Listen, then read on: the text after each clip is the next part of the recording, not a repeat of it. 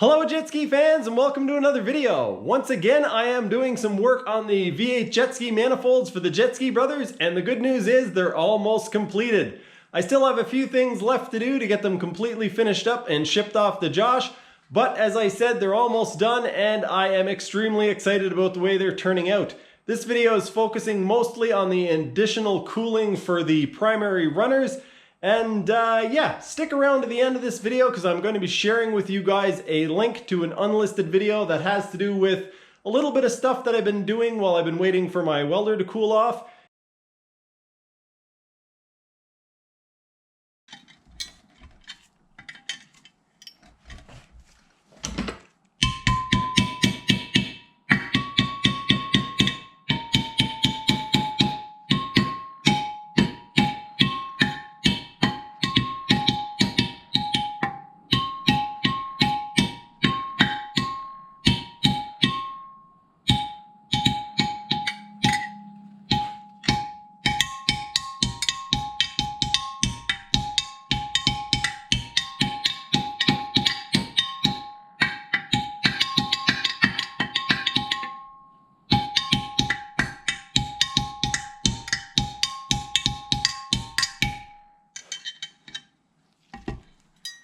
Alright, this is not supposed to be the version that you guys see. This is the mock-up. I wasn't going to film this. I was going to film the next part of it.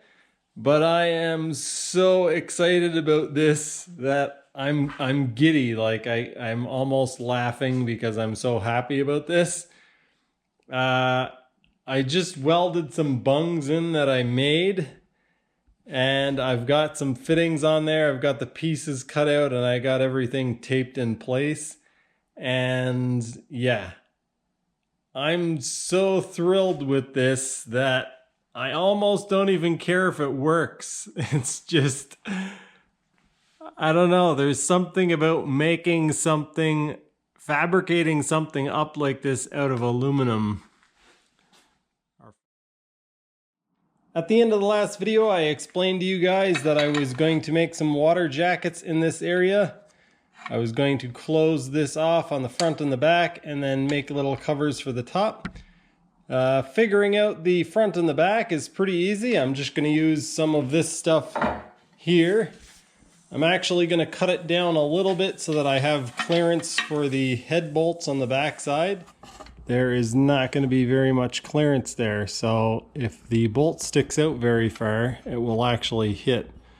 So what I'm doing is cutting them off so that they are right there at the bottom. So I'm cutting about 6 millimeters off. The tricky bit is making the pieces that are going to cap off the top, and so I'm going to show you guys how I figured that out. Because my calipers won't actually fit in between these two areas, what I did is I measured as closely as I could, and then I took a piece of cardboard and I kept trimming it down millimeter by millimeter until I have a nice snug fit in between these two things.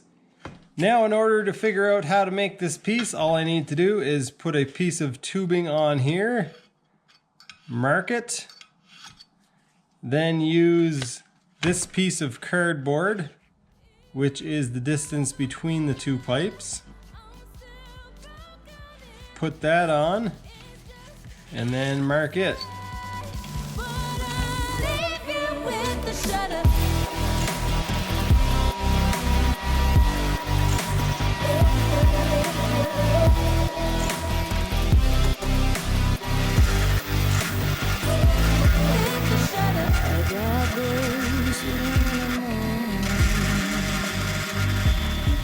I now have 3 of these cut out, but because they're going to be fit in between the plates on the front and back side of the runners, I actually need to cut about 65 thousandths of an inch off the sides of each one. I now need to mark out where I'm putting the water fittings, and the 2 most important things at this point is figuring out how far from the edge to put them. So I've got about 6 millimeters. And I don't want to put it any closer because welding them in, if I put it closer than that, is going to be very tricky because I'm just going to melt away. I've drilled a pilot hole with a hand drill. The position of that hole isn't terribly critical. It just needs to allow the end mill to cut through.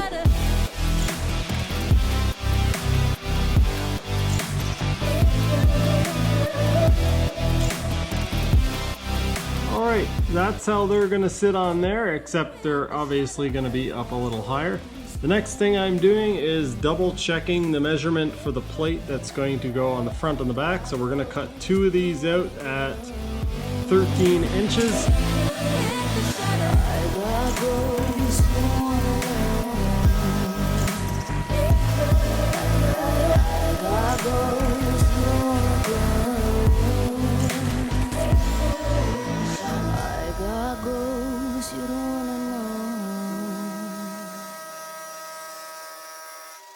This is what I was talking about the pieces fitting in between and why I needed to cut the 65 thou off. As you can see now, it's fitting in between instead of on top. I've decided to start making the bungs for the water cooling, and I have these plugs that I cut out when I made the exhaust flanges. So I took 6 of those and I drilled holes through the center of them. I'm using a bolt and a sleeve as a mandrel, and I'm turning these down so that they have a shoulder. So this will end up coming up through the top of the water jacket and be flush with the top. It'll make it a lot easier to weld, and it'll give me lots of material to thread into. So I've got my bolt. I slide it through the hole in the aluminum slug. Slide the spacer on. The nut is in the vise. I thread that on there. Tighten it up. Loosen off the chuck. Slide it into there. Grab it.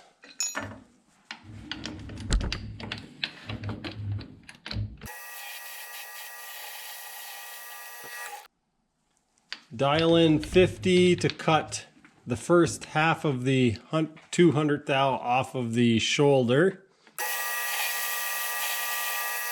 I use that piece of material to gauge how much I need to cut. I've now dialed in another 50 thou. That is good. So now I'll loosen this off. Get this out of my way. Grab the nut, loosen that bit, put the lathe in reverse, pop the finished part off, start the next one. I now need to make some bungs for the water inlets on both of the manifolds. So I'm going to use this round stock. I'm going to cut off hopefully enough to do all 4 pieces at once.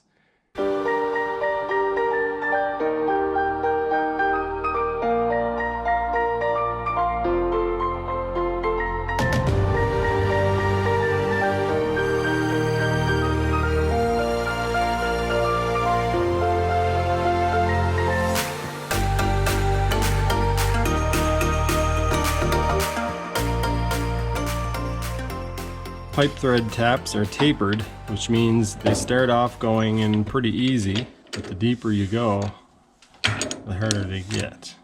Let's try this, see what happens. That's what happened.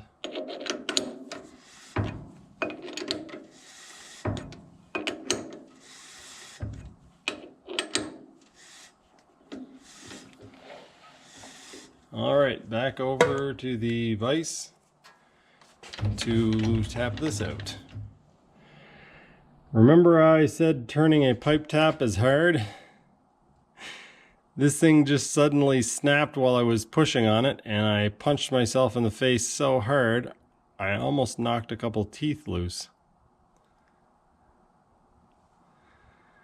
I think this was my last one too.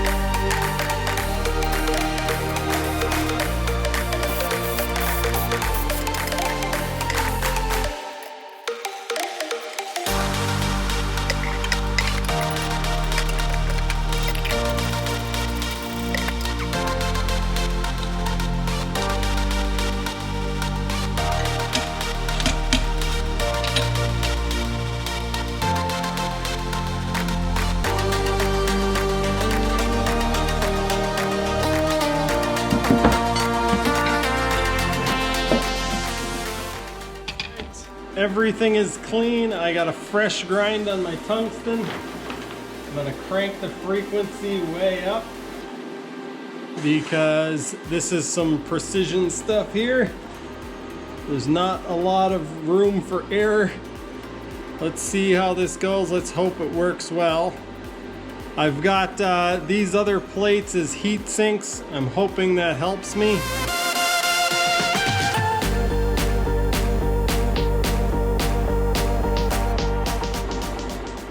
Went fairly well.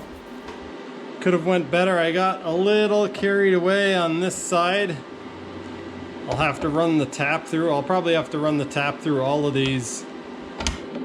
The front side is going to be to seal it up, but I don't want to depend on that for the strength. So when you're tightening it up, I don't want it to snap off because this will be on the inside.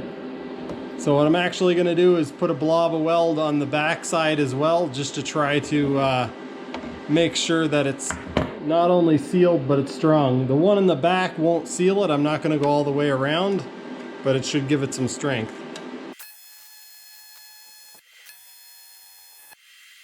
All right, give you guys a look at what I've done here. Grab this with these so I don't burn myself. All right, so I've welded that up around there. That will seal it. It's probably strong enough, but just to make sure that it was plenty strong, I put a bead of weld on the back side just to hold it in place. So when you're tightening the fitting down, it doesn't spin that off, break it off inside. All right, so these fit in there quite nicely, but in order to make them stay in place, what I did is I actually took them and tapped them on the floor to cause a little bend in the end. And that way I can put them in there and they'll actually stay in place for me, so I don't need to fight with them.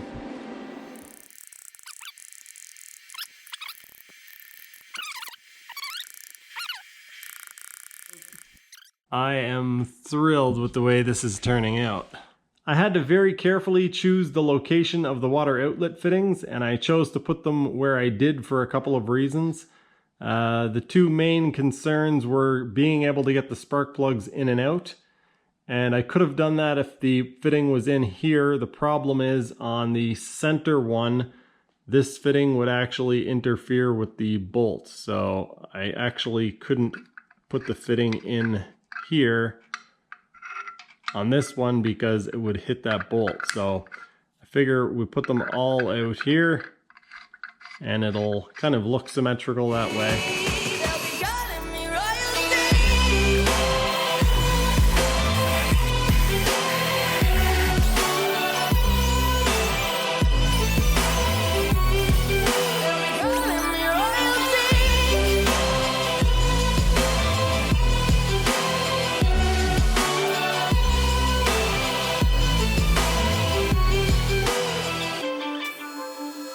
It took 15 minutes or more just to tack everything in place.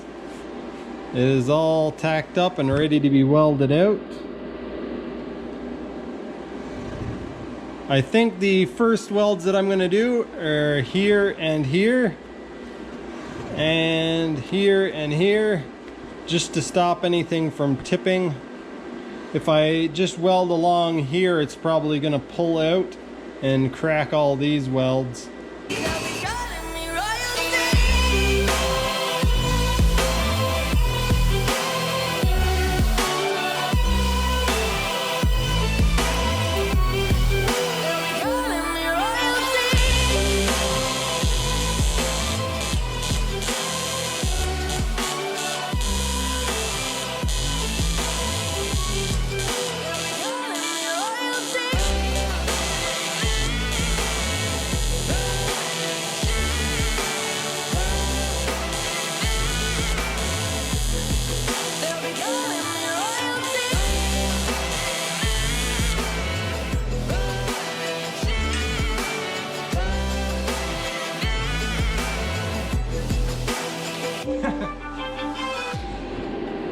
thought I would show you guys an example of how much aluminum distorts and how much pressure it actually causes.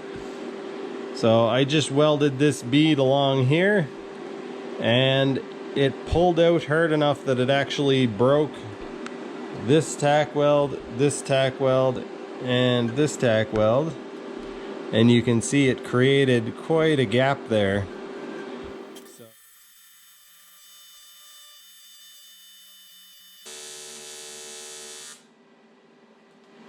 Forgot my TIG finger.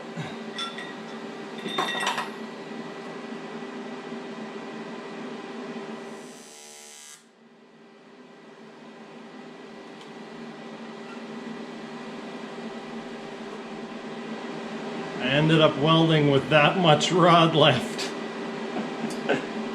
It's pretty toasty on the fingers.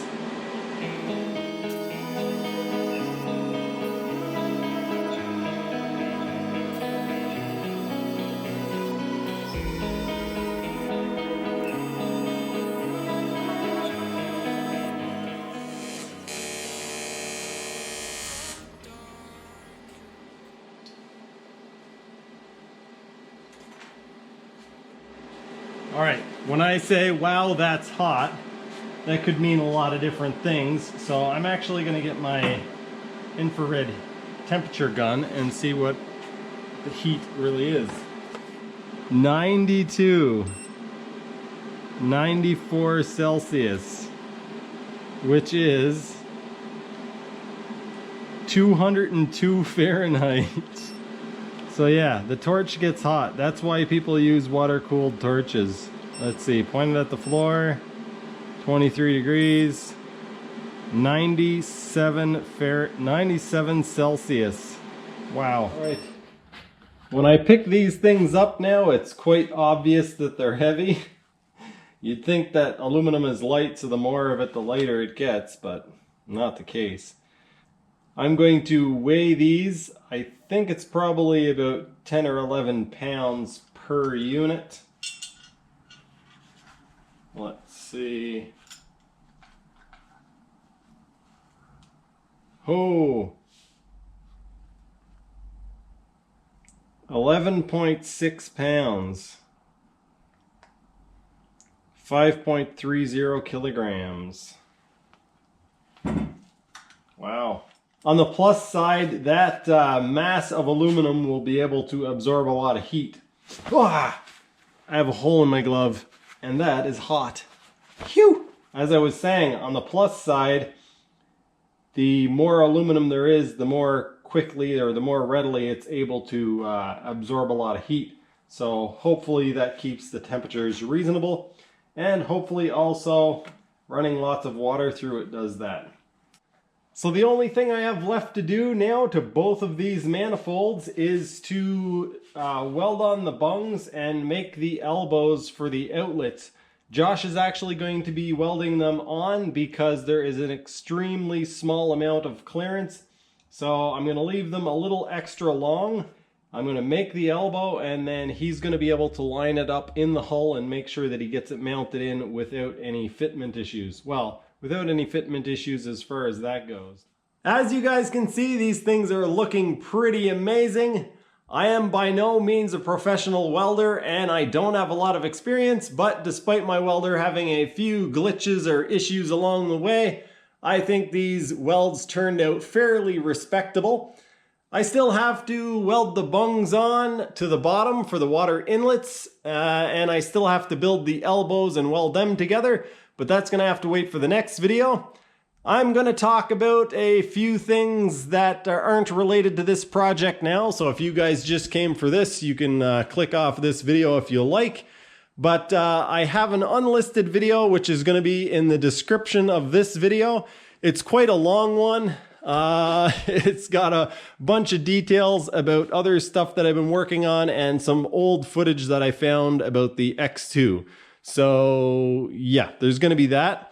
So now I'm going to get into showing you guys a little bit of what I've been playing around with. Some of this stuff might be in the unlisted video, but most of it is not. I have a piece of, I guess what you would call carbon fiber underneath this getting squished that I haven't looked at yet. This is a piece that I'm working on making a mold for the X2. I talk about this a little bit in the unlisted video. And so if you want to see anything about that, yeah, I'm going to basically try to make a copy of the air inlet out of carbon fiber. Actual carbon fiber cloth. The stuff that is under here is basically I bought way too much of this filler stuff. This is basically, I couldn't find chop strand at a reasonable price, like loose chop strands. And so I ended up ordering this stuff. It's chop strands of carbon fiber that I got from Composite Envisions when I ordered my carbon fiber. I didn't want it to be carbon fiber because it's black, and yeah, I guess it doesn't really matter because it'll either be painted over or covered over in some way. But I've been playing around with it, and I actually made this last night. I don't think the camera will pick up at all what's going on here, but basically it's all just loose strands, and what I did was mix it up in the epoxy, and then I basically did a lamination. I guess it's not called a lamination, but I've been doing some test pieces. I did this one quite a while ago out of fiberglass. It's 3 layers of chop strand mat, and it's quite strong. It's a pretty incredible. Fiberglass is pretty incredible stuff. This is a couple of extra patches that I had for my hull, and I just put them in between a piece of aluminum with a couple of pieces of plastic on the each side.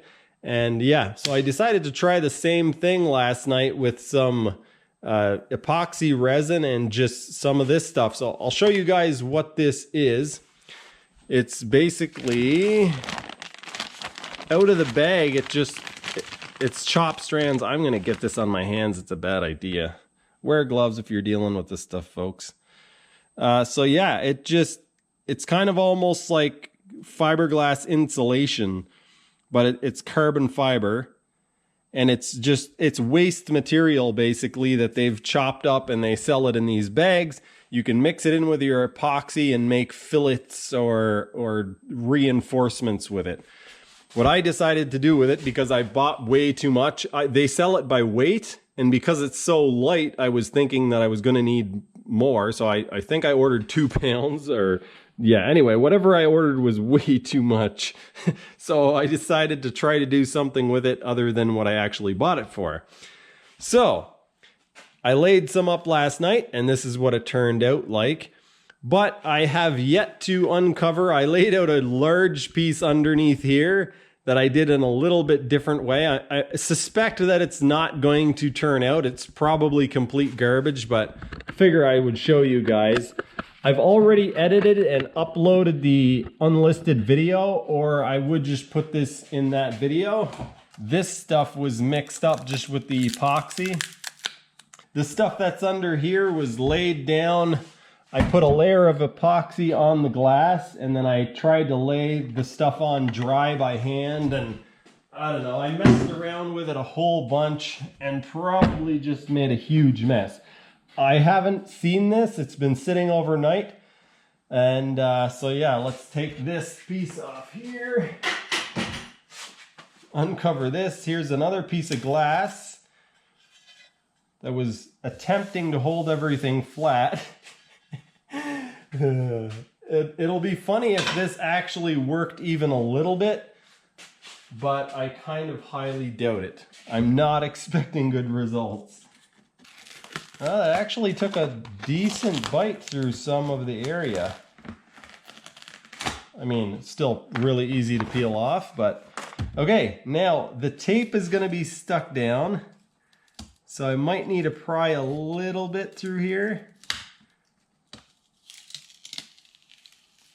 Okay, place your bets in the comments as to whether or not this looks like a complete mess or like maybe a little bit like something that could be used.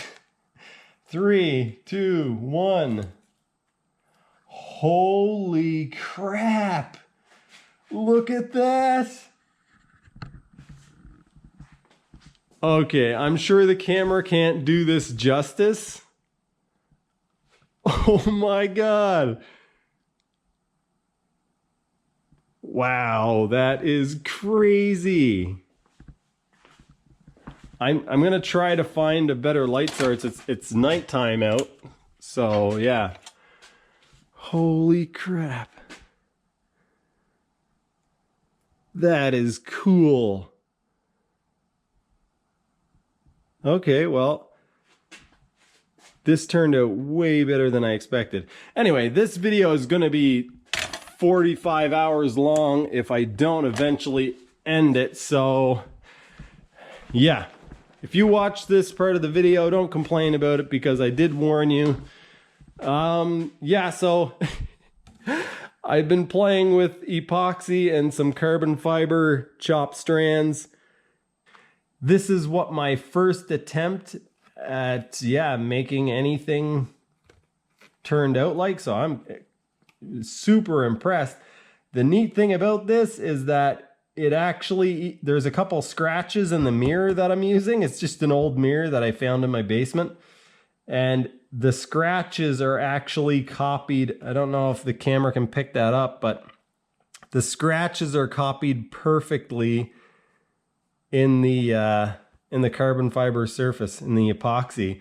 So you can actually see there's scratches here in the glass. And of course, I had this whole big sheet of glass to use, and I choose to lay it up directly over where the scratch is. If I decide to use this on something, which I probably will, because why not? That looks pretty cool. If I decide to use this on something, I can always sand it down and either put a coat of, what do you call it? Just clear paint.